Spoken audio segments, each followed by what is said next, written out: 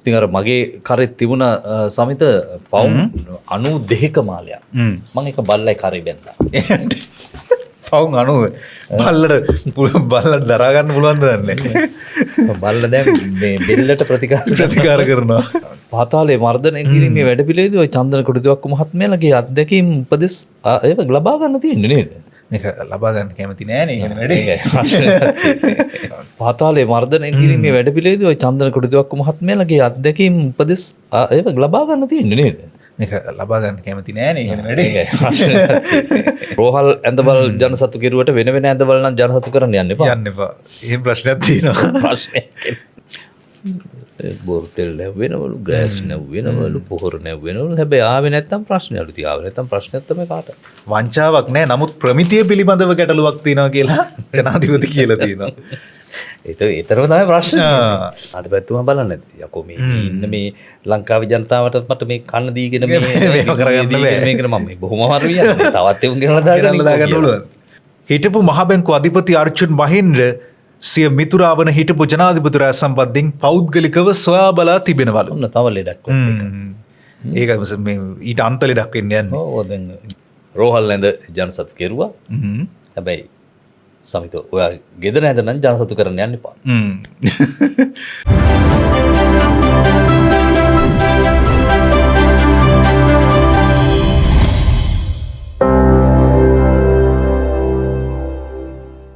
ඉල නිලන්ත මේ ලංකාදීපේ අද තවත් වාර්තාවක් තියෙනවා මේ මතක ඇති අර පහුගිය දවසක ලිඳකට මේ දාලා තිබුණු මලසුරුවක් ගැන මඩකලපුව ප්‍රදේශයෙන් තොරතුරු වාර්තා වුණා.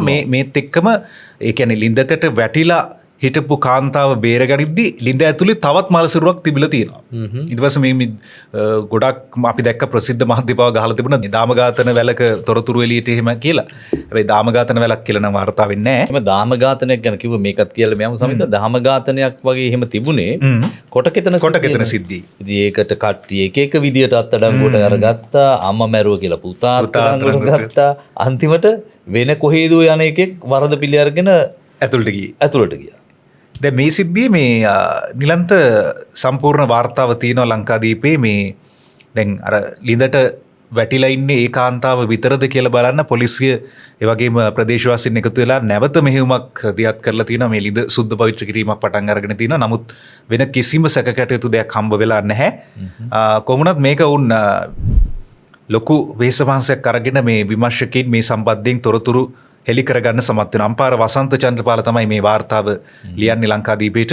පසුගිය 20 වෙනිදා කොක්කඩි චෝලී පොලිස් ස්ථානයේ 119 හදිසි ඇමතුම් වංශයේ මුල් වරට මේ සම්බන්ධයෙන් ඇමතුමක් ලැබෙන්නේ. ඒ ඇමතුමෙන් කියවෙන්නේ නෙල්ලිකාඩු ප්‍රදේශයේ පාවිච්චි නොකරන ලිඳකින් කාන්තාවකගේ කටහඬක් ඇහෙනවලු. ඊට පස්සේ නිලන්ත මේ සම්බන්ධයෙන් විමර්ශන කරන්න පොලිසිය එතනට යනවා. එතකොටත් ප්‍රදේශවාසීන් මෙතන ඉන්නවා. ඊට පස්සේ අර කාන්තාවක් විලාප හඬ දෙන කාන්තාව ඉන්නේ ඇතුලේ කෑ ගහන කාන්තාව පළමුවරට මුදව ගන්නවා. ඊට පස්සේ තමයි දකින්නේ මේ හැමෝම කුණු වෙච්ච තවත් මල සිරුරක් ලිඳ ඇතුලේ තියෙනවා. ඊට පස්සේ තමයි මේ සිදුවීම ඔස්සේ පොලිසිය පරීක්ෂණ ආරම්භ කරන්නේ මොකක්ද මේ මල සිරුර කොහොමද මේක මෙතනට ආවේ. එතකොට මේ තව කාන්තාවක් මෙතන හම්බ වුණා. මේ කාන්තාව බේරගත්තා. මේ කාන්තාවගේ ඒ කාන්තාවගේ අතර සම්බන්ධයක් තියෙනවද මොකක්ද මේ ප්‍රශ්නේ කියලා ඊට පස්සේ තමයි ඔවුන් හොයන්න පටන් ගන්නේ. තව දරුවෙකුත් හම්බ වෙනවා. ඒ දරුවා ඉඳලා තියෙන්නේ එතනින් එහා වෙල්යායක. ලිඳේ ඉනපු ජීවිතේ බේරගත්ත කාන්තාව ගැන දැන් මේ කියන්නේ. ඇයගේ නම රනිච්චා. ඒ කියන්නේ ඇය 19 වෙනිදා උදේ 8ට විතර නිවසින් පිටත් වෙලා තියෙනවා ප්‍රාදේශීය ලේකම් කාර්යාලයට. ඊට පස්සේ මේ සමුද්‍රාංශයට ගිහිල්ලා බැංකු පොතත් බාර දීලා මඩකලපුව නගරයට ගිහිල්ලා අර උකස් කරපු රත්තරන් බඩු සඳහා පොලිය බඳින්න කටයුතු කරලා තියෙනවා. ඊට පස්සේ ඇය ආපහු තමන්ගේ දරුවා දියණිය මේ අර වෙල්ලායක ඉඳපු දියණිය ඇයට අවුරුදු 3යි ඇයවත් අරගෙන මඩකලපුවට යන්න බස් එකක් එනකන් ඉන්නවා. අන්න ඒ වෙලාවේ තමයි අර තවත් කාන්තාවකුත් එතන ඉන්නේ. ඇය ඇවිල්ලා මේ කාන්තාවත් එක්ක කතා කරනවා. ටික වෙලාවකින් මෙතනට එනවා ත්‍රිරෝද රථයක්. මේ ත්‍රිරෝද රථය ආවට පස්සේ මඩකලපුවට යනවනම් නගින්න කියලා මේ රියදුරු ආරාධනාවක් කරනවා. එතකොට මේ කාන්තාව කියනවා අපිට දෙන්න සල්ලි නැහැ, ට්‍රීවිල් එකකට දෙන්න සල්ලි නැහැ. ඒ නිසා අපි බස් එකේ ඉන්නම් ඔයා යන්න කියලා. මේ රානිච්ච කියන කාන්තාව පවසනවා. ඒ වෙලාවේ මේ රුපියල් 100ක් දෙන්න ඇති අපි ගිහින් දාන්න කියලා මේ ත්‍රිරෝද රථයේ පැදවූ අය පැවසු පසු රානිච්ච තමන්ගේ දියණියත් එක්ක මේ ත්‍රිරෝද රථයට ගොඩ වෙනවා. ඊට පස්සේ අර එතන හිටපු අනිත් කාන්තාව අර බස් ස්ටෑන්ඩ් එකේ හිටපු අනිත් කාන්තාවත් ඔවුන් එක්කම මේ ත්‍රිරෝද රථයට ගොඩ වෙනවා. දැන් නගරයේ ආසන්නයේදී අවසන් වරට ත්‍රිරෝද රථයට ගොඩ වූ කාන්තාව මඩකලපුව රෝහල් වටරවුමෙන් බහිනවා. ඊට පස්සේ ඉතුරු වෙන්නේ රනිච්චයි අර දියණියයි විතරයි. ඔවුන් සත්තාර් ටෙක්ස්ටයිල් කියන ආයතනයේ බැස තිබෙනවා. ත්‍රිරෝද රථයේ යන අතරතුරදී එහි සිටි කාන්තාව රනිච්චා කතාබහට අල්ලගෙන තමන් යන කරුණ පිළිබඳව රනිච්චා ඒ කාන්තාවට කියලා දෙන මාත් මේ ටවුන් එකට යන ගමන් වැඩ ඉවර වුණාම අපේ වීල් එකේ යන්න පුළුවන් කියලා ඇයත් කියලා තියෙනවා.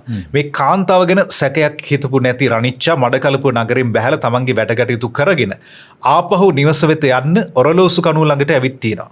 ඒ අවස්ථාවේ අර දහවල් පැමිණි ත්‍රිවිල් රථයේ පැමිණ ඇය අසල නවත්වලා ඒ කියන්නේ දැන් අර පොඩ්ඩක් දැනදුනුම්කම තියෙන නිසා කිසිම සැකයක් හිතන්නේ නැතුව ඒ ත්‍රිරෝද රථයට ගොඩ වෙලා තියෙනවා ඇය තමන්ගේ දියණියත් එක්ක. දැන් ත්‍රිරෝද රථයේ හිටපු කාන්තාව මේ රනිච්චා එක්ක කතා කරමින් ටික දුරක් යනකොට මේ ඇයිගේ අතේ තිබිලා තියෙන කුඩා බීම බෝතලයක්. මේක දීලා තියෙනවා මේ කියන්නේ දියුල් වර්ගයේ බීම එකක්. මේක දීලා තියෙනවා ඇයට දීලා කියලා තියෙනවා මේක බොන්න මේ කෝමාරිකා බීම එකක් තින්නේ බොන්න කියලා මේ බෝතලේ දීලා තියෙනවා. ඊට පස්සේ රනිච්චා මේ දියුල් බීම බෝතලේ පානය කරලා ඇගේ දියණියටත් දෙනවා. හැබැයි අය මේ තොලගාමින් හිටිය විතරයි කියලා කියන්නේ. කොහොම හරි සුළු මොහොතක් යනකොට මේ රනිච්චාට කලන්තයක් එනවා. මේක බිව්වට පස්සේ. එතනින් එහාට වෙච්ච දේවල් අය දන්නේ නැහැ. සිහි නැති වෙලා. ওই විදිහට තමයි ඒ සිද්ධිය වෙන්නේ. ඒ කියන්නේ ඔවුන් මේ මංකොල්ලේ සැලසුම් කරන්නේ එහෙම. රනිච්චා සහ දියණිය ත්‍රිවිල් රථයේම පැමිණි කාන්තාවගේ නිවසට රැගෙන ගොස් එහි සෝපාවක හාන්සි කරලා පැය කිහිපයක් මොන් තියලා තියෙනවා. ඒ කියන්නේ මුලින්ම ලිඳට දාන්නෙත් නැහැ. ලිඳට දාන්න කලින් නිවසට අරන් ගිහිල්ලා සෝපායකේ වාඩි කරලා තියලා මේ මංකොල්ලේට සම්බන්ධ කාන්තාව නමින් සෝම සුන්දරම් සරලියා ත්‍රිරෝද රථයේ පඳවාගෙන පැමිණෙත්තේ ඇයගේ ස්වාමි පුරුෂයා. පැය කිහිපයකට පස්සේ වෙල්ලිවේල් තදිස්වරන්ගේ මල්ලි වන වෙල්ලිවේල් තනුචන් පැමිණ තිබෙනවා. අනතුරු ඔවුන්ට අයිති මෝටර රථයක රනිච්චවත් ඇගේ කුඩා දියණියවත් නංවගෙන අර කියන පාළු ලිඳට ගෙනල්ලා දාලා තියෙනවා. රත්තරන් බඩු සියල්ල ගලවගෙන තමයි වැඩේ කරලා තියෙන්නේ. ඒ වෙනකොට රාත්‍රියේ 7ට පමණ ඇති. සමහරට අර රෑබෝ වෙනකම් මේ දෙන්නව නවත්තගෙන තියාගන්න නැති මේ දවල් කාලේ කවුරු හරි දැක්කොත් ප්‍රශ්නයක් වෙන නිසා රාත්‍රියේ කාලේ වෙනතුරු රැකගෙන ඉඳලා පස්සේ ගෙනල්ලා ලිඳට අතහැරලා තියෙනවා. මේ කිසිම දෙයක් නොදන්න කුඩා දියණිය තමන් සමග පැමිණි මංකොල්ලකරුවන් බාර ඉඳලා තියෙනවා. රනිච්චා ලිඳට දමා විනාඩි 15කින් පස්සේ පාළු කුඹුරක් අසල දියණිය දමා ගොස් තිබුණා.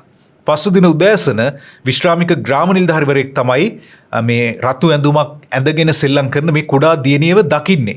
ඇයට අයිතිකරුවෙක් නැති නිසා මේ නිලධාරියා වහා ක්‍රියාත්මක වෙලා වවුනතිව් පොලිස් ස්ථානයට දැනුම් දීලා තියෙනවා. මෙහෙම පුංචි දරුවෙක් ඉන්නවා සෙල්ලම් කර රනිච්චගේ ස්වාමි පුරුෂයා වන කුගනාදන් තම බිරිඳ සහ දරුවා අතුරුදහන් බව පවසා වවුනතිව් පොලිසියට පැමිණිල්ලකුත් කරලා තිබුණේ ඔය අතර වාරයේ. ඊට පස්සේ තමයි මේ සම්බන්ධයෙන් විමර්ශන ආරම්භ කරන්නේ. 21 වෙනිදා නෙල්ලිකාඩු ලිඳ තුල තිබී කුණු වී ගිය මාලසුර හමු වීමෙන් අනතුරු අතුරුදහන් වූ කාන්තාවගේ ස්වාමියා සහ පුතා මාලසුර ඇති ස්ථානයට පොලිසිය විසින් කැඳවලා තිනවා.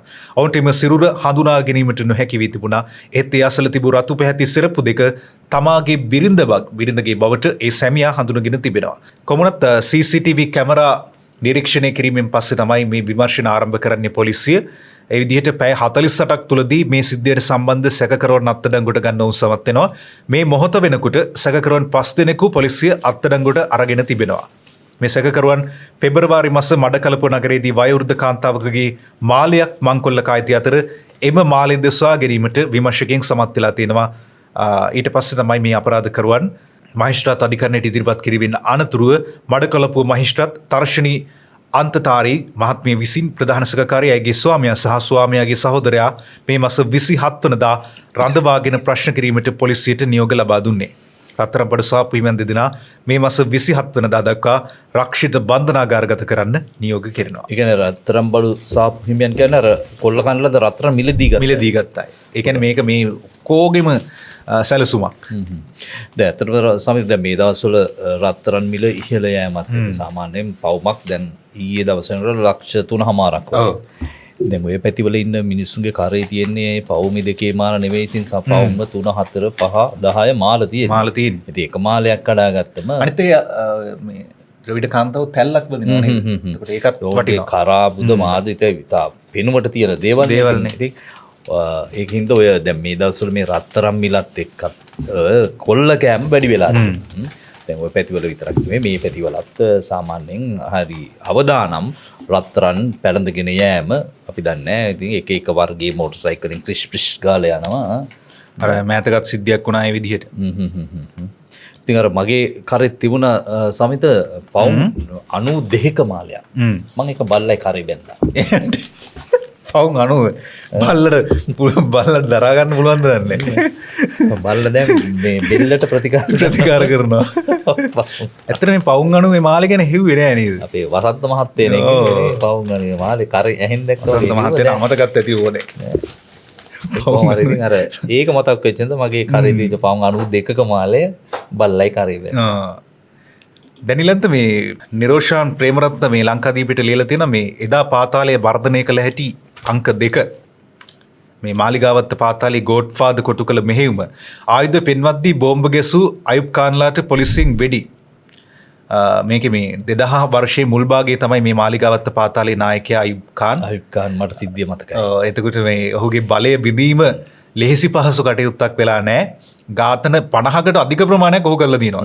ඒකට මේ පොලිස් විශේෂ විමර්ශන ඒකකයේ ස්ථානාධිපති පොලිස් පරීක්ෂක චන්දන කොඩිතුවක්කු ඇතුළු කණ්ඩායමක් තමයි මේ කාන්ව අත්අඩංගුවට ගන්න දැල එලන්නේ. සැලැස්මක් හදන්නේ.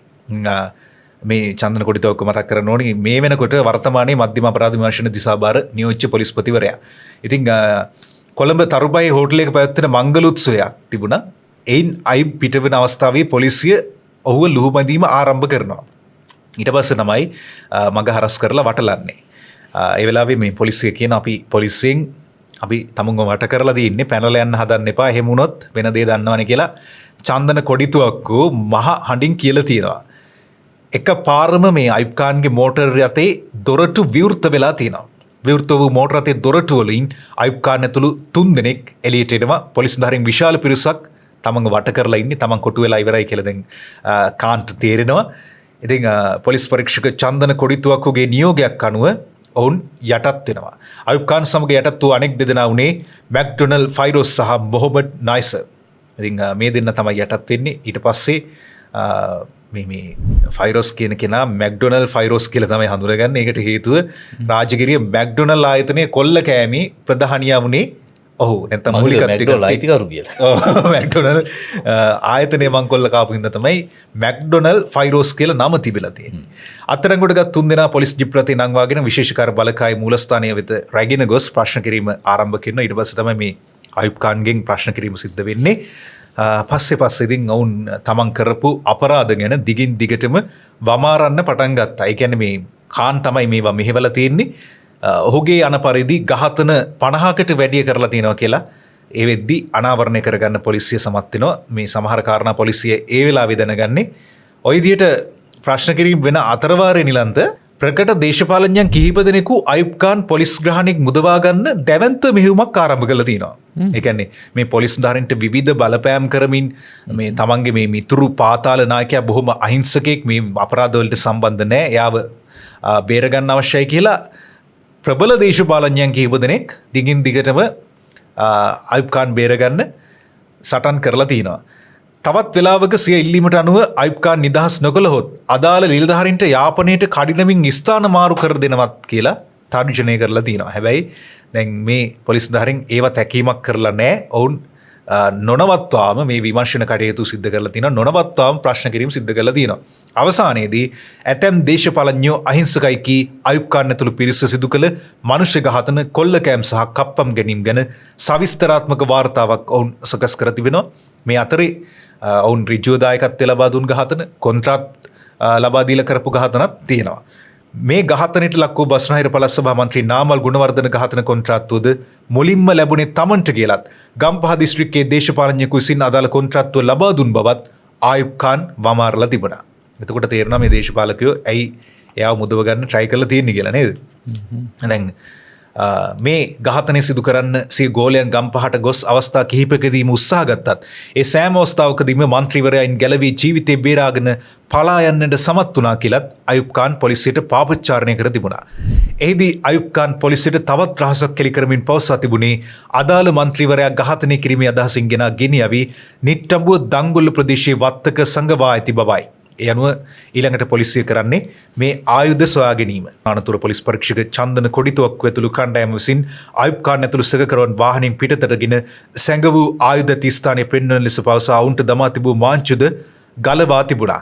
ඇගලුම් කර්මාන්තශාලා පරිශ්‍රයක දමා තිබූ ටකරන් ගොඩක් පෙන්නූ මැක්ඩොනල් ෆයිරෝස් ආයුධ මෙන්න මේ හරිය තියෙනවස කියලා මොහොමඩ් නයිෆ සහ අයුබ් ખાන් සමග එක්ව ටකරන් එකින් එක ඉවත් කරලා තිබුණා. මේ විදිහට ටකරන් කිහිපයක් ඉවත් කරනකොට එක වරම බිමට නැමෙන මැක්ඩොනල් ෆයිරෝස් අයුබ් ખાන්ට සහ මොහොමඩ් නයිසට සියුම් හඬ සංඥාවක් කරමින් පොලිසිය දෙසට අත් බෝම්බයක් වීසි කරනවා.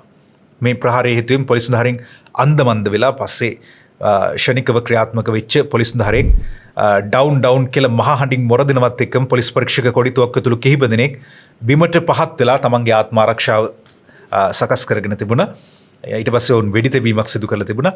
බෝම්බය මහාඩක් නංවමින් පුපුරා ගිය අතර එහිදී විශේෂ විමර්ශන ඒකකයේ කොස්තාපල්වරයෙක් සහ විශේෂකාර බලකායේ කොස්තාපල්වරයෙක් තුවාල ලබා බිම ඇද වැටී තිබුණා.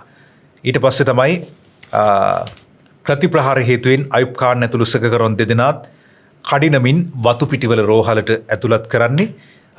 අයුබ් ખાන් ඇතුළු තිදෙනා ඒ වන විටත් ජීවිතක්ෂයට පත් වෙලා හිටපු බව තමයි කියන්නේ. ඔන්න ওই විදිහට තමයි අයුබ් ખાන්ගේ පරිච්ඡේදය අවසන් වෙන්නේ. අයුබ් ખાන්ගේ ඝාතනයෙන් අන්නත්තර වෙච්ච ඔහුගේ ගෝල බාලයොත් පස්සේ දේශපාලකයෝ එවුන් කීප දෙනෙක් කොළඹ හෝටල් කාමරවල මේ සිද්ධියෙන් පස්සේ හම්බ වෙලා තියෙනවා. ඔවුන් විශේෂයෙන්ම පොලිස් පරීක්ෂක චන්දන කොඩිතුවක්කු මේ විමර්ශන සිදු කරපු නිලධාරියාට වැඩක් දෙන්න නැත්නම් ප්‍රතිප්‍රහාරයක් එල්ල කරන්නත් යම් සැලසුමක් හදලා තියෙනවා කියලත් ආරංචි ලැබෙනවා. මේ ඒකකයේ විසුරුවා හැරීමට ගත හැකි ක්‍රියාමාර්ග පිළිබඳවත් ඔවුන් සාකච්ඡා කරලා තිනවා.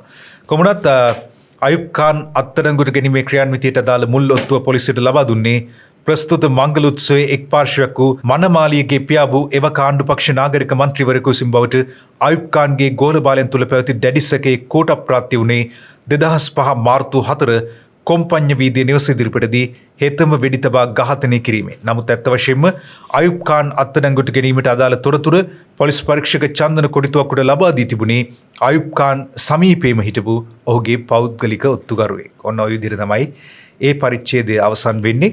ඉතින් පාතාලේ මර්ධනය කිරීමේ වැඩපිළිවෙලදී ඔය චන්දන කොඩිතුවක්කු මහත්මයාලගේ අත්දැකීම් උපදෙස් ඒක ලබා ගන්න තියෙන්නේ නේද?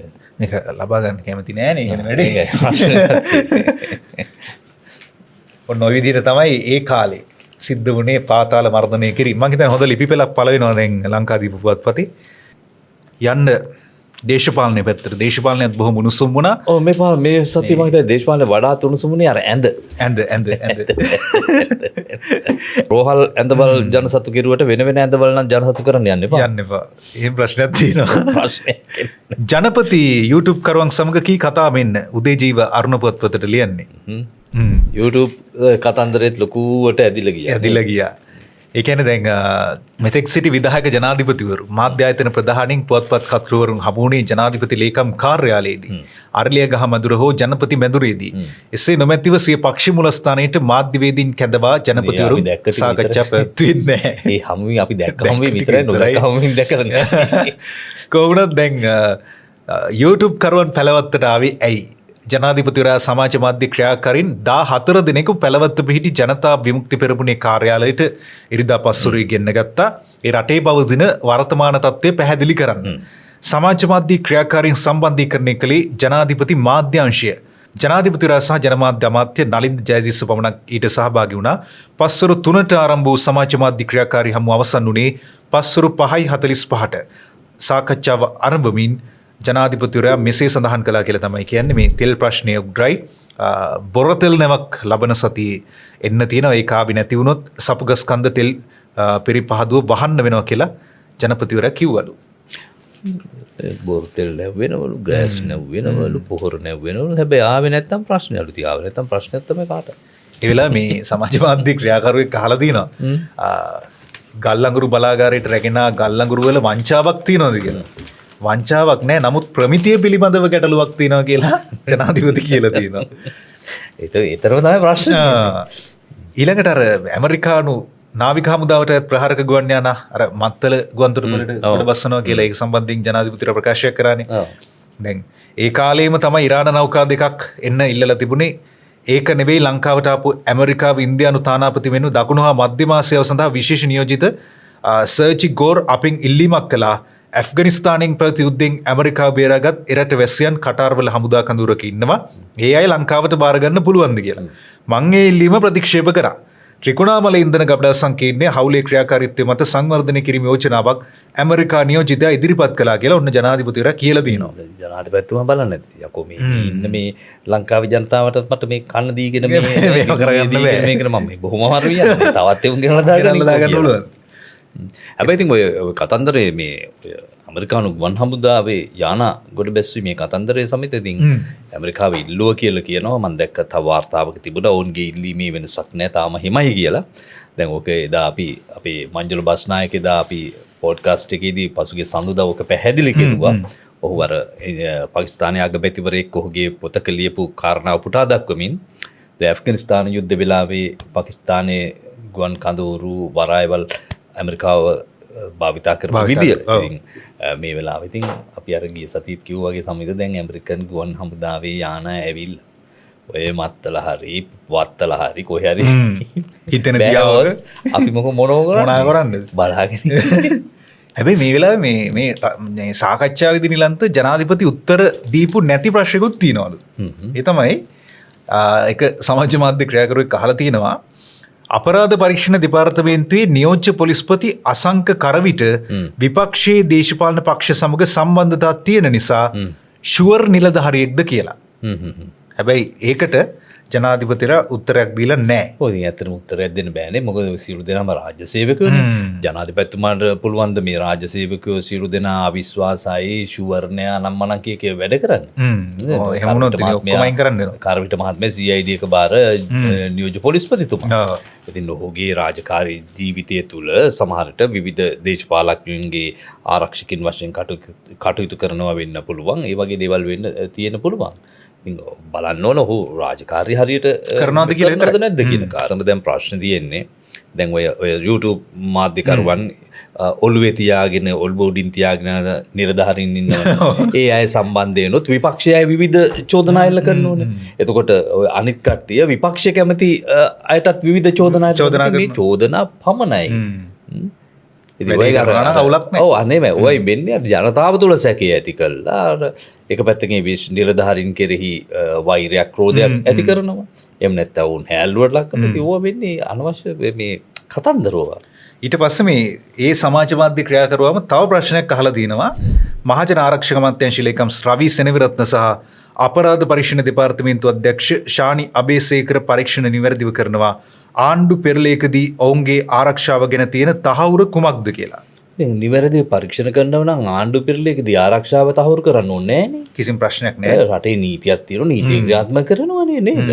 ඉතින් යම් කිසි විදියකින් මම දන්නේ මේ මාධ්‍යවේදියා මොකක්ද අදහස් කළේ කියලා කියන්නේ. ඉතින් නිවැරදිව පරීක්ෂණ හරියට සිද්ධ වෙනව නම් ප්‍රශ්නයක් නෑ ආණ්ඩු පෙරළුණා කියලා. ඉතින් මේ ආණ්ඩු විතරක් නෙවෙයි පෙරළලා තියෙන්නේ. දැන් ඔය 1948 පස්සේ ගත්තම ආණ්ඩු ආව ගියානේ. හැබැයි ඒ වෙලාවේ ජනාධිපතිවරයාත් කියලා තියෙනවා කිසි ප්‍රශ්නයක් නැහැ කියලා. ඔව්. ඉතින් ප්‍රශ්නයක් වෙන්න බෑනේ. දැන් ඔය YouTube සාකච්ඡාව ගැන විවිධ කතන්දර තියෙනෝනේ. ජනාධිපතිතුමා පෙළවත්තට ගෙනාවයි. අපි ජනාධිපතිතුමත් එක්ක එකඟුණක් නැතත් එතුමට එහෙම හැකියාවක් තියෙනවා. අයිතියක් තියෙනවා. රටේ ජනාධිපති YouTube නාලිකා ගෙන උන YouTube නාලිකා කට්ටිය ගෙනල්ලා වෙන නීති විරෝධී ක්‍රියාවක් සාකච්ඡා කරනවා නම් වැරදි. ඉතින් තමන්ගේ ආණ්ඩුව දැන් මෙහෙමනේ ඕනම කෙනෙක් අපි මේ පහුගිය කාලේ දැක්කම ඉන්න පාලකේ හැම්බෙනේ බැලුවේ තමන්ගේ ආණ්ඩුවේ පැවැත්ම තහවුරු කරගන්න. ඒවා මුසාවාදා පතුරවමින් වෙන්න පුළුවන්, ඇත්ත පතුරවමින් වෙන්න පුළුවන්, විවිධ ප්‍රොපගැන්ඩා හරහා ප්‍රචාර ක්‍රියාමාර්ග හරහා ඒ ක්‍රමවේදයන් අනුගමනය කරනවා. ඉතින් ඕක අලුත් දෙයක්ුත් නෙවෙයි. ලංකාවේ වෙච්ච ප්‍රථම සිද්ධියක් නෙවෙයි, අවසන් සිද්ධියක් නෙවෙයි, ඉස්සරහටත් වෙන්න ඔය දේ තමයි. ඉතින් අපිත් පහුගිය කාලේ ඔය දැක්කනේ. මට මතක එකපාරක් තියුණා රාලහාමි මාධ්‍ය ඒකකය කියලා. ඒ වගේ තියෙනවා. ඊළඟට මේ නිලන්තර ඉරාන නෞකාව. ඒ ගැනත් ලොකු කතාවක් ගියානේ. ඒ කියන්නේ මේ මෙරට සිටින ඉරාන තානාපතිවරයාගේ මාධ්‍ය හමුවක් ඇද්දවලු. ඒ මාධ්‍ය හමුවේදී එතුමා ඒ සම්බන්ධයෙන් අදහස් දැක්වුවා ලංකාවට ඕන මොහොතක උදව් කරනවා කියලා එතුමා කිව්වා.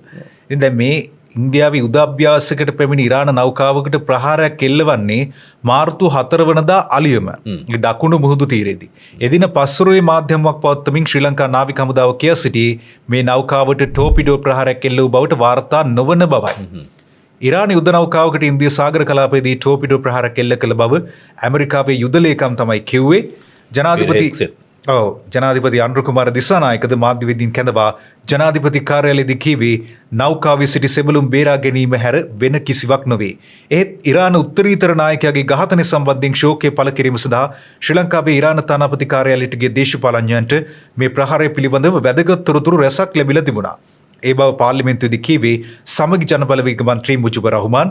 නෞකාව ඇවිත් තියෙන රජයේ ආරාධනාවකට නමුත් ලංකා ආණ්ඩුවට ඉරාන නාවිකයන් බේරගන්න බැරි වුණා. මන්ත්‍රීවරයා කිව්වේ තොරතුරුද ඉදිරිපත් කරමි. ඔව් දැන් ওই කතන්දරයේදී සමිත මතකයිනේ ජනාධිපතිතුමා පාර්ලිමේන්තුවේදී විශේෂ ප්‍රකාශය කරමින් කියා සිටී මෙහෙම ඔවුන් එන්නාය මොකක්ද අර මේ ඔවුනුත් ඉල්ලීමක් කරා ඉල්ලීමක් කෙරුවා ඉල්ලීමක් එන්න මේ සුහද මේ සංචාරකට ඉල්ලීමක් කෙරුවා ඇමරිකාව ඉල්ලීමක් කෙරුවා. ඉතින් අපි මේ ඉල්ලීම් දෙක ප්‍රතික්ෂේප කරුවා කියලා. ඒක ජනාධිපතිතුමා එහෙම කියලා තියෙන වෙලාවේ තමයි ඉරානයේ තානාපතිවරයා ඒ මාධ්‍ය හමුවේදී කියන්නේ දෙපාරක් කියනවා සාතික කළ කියනවා අපේ මේ නැව්වාවේ ශ්‍රී ලංකාවේ ආරාධනෙට. කවුද මේ ආරාධනය කරන්නේ? ශ්‍රී ලංකාවේ නාවික හමුදාපතිවරයා. ශ්‍රී ලංකාවේ නාවික හමුදාපතිවරයා ඒ ඉන්දියාවේ තිබිච්ච යුද අභ්‍යාසයේදී මේ නැව්වලට ශ්‍රී ලංකාවට එන්න සුහද සංචාරයකට ඇරයුම් කරනවා. ඒ කතන්දරයේ ලොකු පණිවිඩයක් තියෙනවා. ඉතින් අපි මොනවා කිව්වත් ඔවුන් දන්නවා ඇති මොකක්ද මේකේ අභ්‍යන්තර කතන්දරය කියලා. ඒ කියන්නේ ඔවුන්ට විශ්වාසයක් නැති කමක් පෙන්눔 කරන්නේ. ඉතින් කොහොම වුණත් අවසානයේදී දැන් මෙතන නාවික හමුදාවේ මේ ඉරාන් නාවික හමුදාව ඉල්ලන්නේ සුහද සංචාරයකට. ඇමරිකාව ඉල්ලන්නේ යුදමය කටයුත්තකට. මේ දෙකේ කෙනෙකුට පරස්පරතාවයක් පිළිබඳව තර්කයක් ගොඩනගන්න පුළුවන්. ඒ වගේ මේ මෙතන මේ වැදගත් කතාවක් තියෙන නිලන්ත මේ තානාපති කිව්ව කතාවක්. ශ්‍රී ලංකා නාවික හමුදාවේ නිල ආරාධනාවක් අනුව තමයි නෞකාව ආවේ. ඒ සිටියේ නිරායුධ සංගීතඥයා. හමුදා මෙහෙයුම් වලට ආපු කට්ටිය නෙවෙයි. ඉතින් මේක ආందోලනාත්මක ප්‍රකාශයක්. නාවික හමුදා සංගීත කණ්ඩායම. එතකොට මේ ගොඩක් විපක්ෂ නියෝජිතයන් ඔහුට දුරකථන ඇමතුම් දීලා තිනවා. මේ පෙරටුගාමී සමාජවාදී පක්ෂයේ නියෝජිතයන් කිහිප දෙනෙකුත් ඉරාන තානාපතිවරයා ගිහිල්ලා කතා කරලා හම්බ වෙලා තියෙනවා බ්‍රහස්පතින්දා දවසේ. පුබුදු ජාගොඩ ඇතුළු පිරිස. එතකොට ඉරානයේ ලංකාවට ඉන්ධන සැපයීමට කැමැත්ත පළ කළත් ආණ්ඩුව එදින සවස් වනතුරු ප්‍රතිචාර නොදැක්වීමටද මෙහිදී අවධානය යොමු වුණා කියලා තමයි කියන්නේ. ඉතින් අපි කොහොමද ඉරානයෙන් තෙල් ගන්නෙ? හැබැයි සමිතව දැන් ඔය සපුගස්කන්ධ පිරිපහදුව තියෙනෝනේ. ඒකම හදන්නෙම ඔය ඉරානියන් ලයිට් කියන බොරු තෙල් පිරිපහදුවට. ඒක තමයි ඒකෙන් තමයි මම හිතන්නේ උපරිම ධාරිතාවය ගන්න පුළුවන් එකම තියෙන්නේ. කොහමද දැන් අපිට කොහොමද ඉරානයට යන්නේ? මොකද තෙල් ගන්න. ඔව් මොකද ඉරානයට ඇමරිකාව සම්බාධක දාලා තියෙන්නේ. අපි ප්‍රධාන අපනයන ආදායම කොහෙන්ද තියෙන්නේ? ඇමරිකාවේ. ඇමරිකාව කිව්වොත් අපිට උඹලා එන ඉරානෙත් එක්කම කරගනින්න කියනවා. ට්‍රම්ප් මහත්තයා ෂුවර් නෑනේ. හරිය. ඒ අතරතුරදී නිලන්ත මේ විදේශ ඇමති විජිත හේරත් ඉන්දිය විදේශ ඇමති හම්බ වෙලා තිනවා මේ පහුගිය සතියේ. එතනදී තමයි අර ලංකාවට උදව් කරන්න ඉන්දියාව කැමැත්ත පළ කරලා තියෙන්නේ. ශ්‍රී ලංකාව සහ ඇමරිකාව අතර අත්සන් කළ බව කියන ආරක්ෂක ගිවිසුම ගැනත් මෙතනදී තොරතුරු කතා බහ කරලා තියෙනවා. ඒ අතරතුර නිලන්ත මේ රනිල් වික්‍රමසිංහගේ සැත්කම සිද්ධ වුණානේ හිටපු ජනාධිපතිවරයාගේ. 9ක සැත්කමක් සිංගප්පූරේ රුධිර නාල 3ක අවහිරවීමක් ඉවත් කරලා තියෙන්නේ. දැන් අපිට මේ වාර්තා වුණේ මේ සැත්කම කළා කියලා විතරයි. මේ සම්බන්ධ තොරතුරු හරිම අඩු වෙන්නේ වාර්තා වුණේ. අද පුවත්පතේ තියෙනවා දැන් ඔහුගේ 77 වන උපන්දිනය තිබුණා පහුගිය දවසක. හිටපු ජනාධිපතිවරයාට සැත්කම කිරීමට සැලසුම් කර තිබුණේ 2017 වර්ෂයේදී. නමුත් ඒ කාලේ වෙනකොට හිටපු සෞඛ්‍ය ඇමති රාජිත සේනාරත්නගේ බයිපාස් සැත්කමත් සිංගප්පූරුදී සිදු කර තිබුණා. හිටපු ජනාධිපතිවරයාද යහපාලන ආණ්ඩු කාලේ රාජිත සමග නුවරඑළියේ රාජකාරී කටයුත්තකට යමින් සිටියේදී බයිපාස් සැත්කම ගැන එතුමාගෙන් අහලා තියෙනවා. එතකොට අහලා තියෙනවා මේ රිදෙනවද කියලා හිටපු ජනාධිපතිවරයා. එතකොට මේ සෞඛ්‍ය අමාත්‍යවරයා හිටපු සෞඛ්‍ය අමාත්‍යවරයා කියලා තියෙන්නේ තේරෙන්නවත් නැහැ කියලා. ඒ තේරෙන්නවත් නැහැ කියන්නේ අර කියන්නේ ස්ටෙන්ට් දානවා නම් විතරයි. හදවත විවෘත කළා ඕපන් හાર્ට් කියන්නේ. කොහොමවත් දැන් මේ හිටපු ජනාධිපතිවරයාගේ බයිස්පාස් සැත්කම පසුගිය සතියේ කරන්නේ පැය 9කට ආසන්න සැත්කමේදී හෘද වස්තුවේ ප්‍රධාන නාල 3ක් අවහිර වී තිබූ බව අනාවරණය වෙලා තියෙනවා. මේ සැත්කම සිදු කරලා තියෙන්නේ ශ්‍රී ලාංකික සම්භාවයක් ඇති හෘද රෝග විශේෂඥ වෛද්‍ය සිවදාසන්. සිවදාසන් මහත්මයා දැන් යාපනයේ උපත ලබන කෙනෙක්. ඔහු දක්ෂ හෘද ශල්‍ය වෛද්‍යවරයෙක්. මම හිතන්නේ ලෝකේ ඉන්න ප්‍රධානම වෛද්‍යවරු අතර එක්කෙනෙක්. ඒ අතර මෙන්න හිටපු සෞඛ්‍ය ඇමති රාජිත සේනාරත්න ඍජුවම විශේෂඥ වෛද්‍ය සිවදාසන්ට කතා කරලා මේ ගැන තොරතුරු අහලා තිනවා මේ සැත්කම සම්බන්ධයෙන්. හිටපු ජනාධිපතිවරයාගේ උපන්දිනයේදී තිබූ පසුගිය අඟහරුවාදා එක්සත් ජාතික පක්ෂ සභාපති වජිර අබේවර්ධන සිය පුතු සමග සිංගප්පූරුවට ගියේ හිටපු ජනාධිපතිවරයාගේ සුව දුක් විමසන්න. වෛද්‍යරුන්ගේ උපදෙස් මත කේක් ගෙඩියකුත් රැගෙන ගිය ඔවුන් උපන්දිනය සමරලා දිනවා. වෛද්‍ය සිවදාසන් වසරක් පාසා මෙරටට පැමිණ කොළඹ ජාතික රෝහලේදී හෘද රෝග සැත්කම් සිදු කරනවලු. ඔහුගේ පළමු පත්වීම කොළඹ දකුණ ශිෂ්‍ය රෝහලට ලැබුණු අතර දෙවන පත්වීම අනුරාධපුර රෝහලට ලැබුණා. එහෙත් එම රෝහල් දෙකේදීම හෘද රෝග සැත්කම් කිරීමේ ඔහුට නොහැකි වුණේ පහසුකම් නොමැතිවීම නිසා. මේ අතරවාරයේ වාර්තා වෙනවා සිංගප්පූරුවෙන් හිටපු මහ බැංකුව අධිපති අර්ජුන් මහින්ද්‍ර සිය මිතුරාවන හිටපු ජනාධිපතිවරයා සම්බන්ධයෙන් පෞද්ගලිකව සොයා බලා තිබෙනවලු. ඔන්න තව ලෙඩක් ඒක ඊට අන්ත ලෙඩක් වෙන්න යන්නේ. ඔව් දැන් මෙහෙමනේ දැන් අර්ජුන මහින්ද්‍රන්ට වරින්තු නිකුත් කරලා තියෙනවනේ. නඩුවක සැකකරුවෙක් වශයෙන්. දැන් ආයමත් රනිල් වික්‍රමසිංහ මැතිතුමා එතුමා ලංකාවට ආවට පස්සේ ආයමත් අත්අඩංගුවට ගනීද නැහැ. සැකකරුවෙක් පිළිබඳ තොරතුරු වසන් කිරි. යන්න බෑ ඒ වගේ වැඩ ඒ වගේ ලෙඩනේ දාගන්න. සැත්කමට එක්ක වෛද්‍යවරුන් සමග ඍජු සම්බන්ධතා පවත්වමින් ඔහු හිටපු ජනාධිපතිවරයා ගැන විමසලා තිනවා. අර්ජුන්ගේ වැඩ. ඊළඟට ඒ වෛද්‍යවරයාද සැත්කමින් පසු රනිල්ගේ සෞඛ්‍ය තත්ත්වය ගැන පළමුව කිව්වේ අර්ජුන් මහේන්ද්‍රටයි. ඊළඟට නිලන්ත මේ වුල්හැම්ප්ටන් සරසවියෙන් වෙලා තියෙනවා. පිළිතුරක් ලැබිලා තියෙනවා. රහස් පොලිසියට. CID එක ඉල්ලලා තිබුණානේ. ඉල්ලලා තිබුණානේ මේ ඉංගලන්තේ මේ විශ්වවිද්‍යාලයෙන් රනිල්ට ආරාධනාවක් ලැබුණද නැද්ද කියලා. සාමාන්‍යයෙන් එලෙස ඉල්ලීම් කිරීමේදී තොරතුරු ලබා දෙන්න විශ්වවිද්‍යාලයක් බැඳී නැහැ. ඉංගලන්තයෙන් තොරතුරු ලබා ගැනීමේ වෙනම ක්‍රමවේදයක් තියෙනවා. ඉතින් කොහොමුණත් මේ විශ්වවිද්‍යාලයේ රහස් පොලිසියට යොමු කළ ප්‍රශ්නයට පිළිතුරු ලබා දෙමින් ඊමේල් පණිවිඩයක් එවීමට කටයුතු කරලා තිබුණා. මේ සරසවියෙන් අවසානයේදී රනිල්ට නිල ආරාධනාවක් කළ බවත් ඒ අනුව ඔහු ඊට සහභාගී වූ බවත් එම පිළිතුරෙහි සඳහන් වී තිබුණා.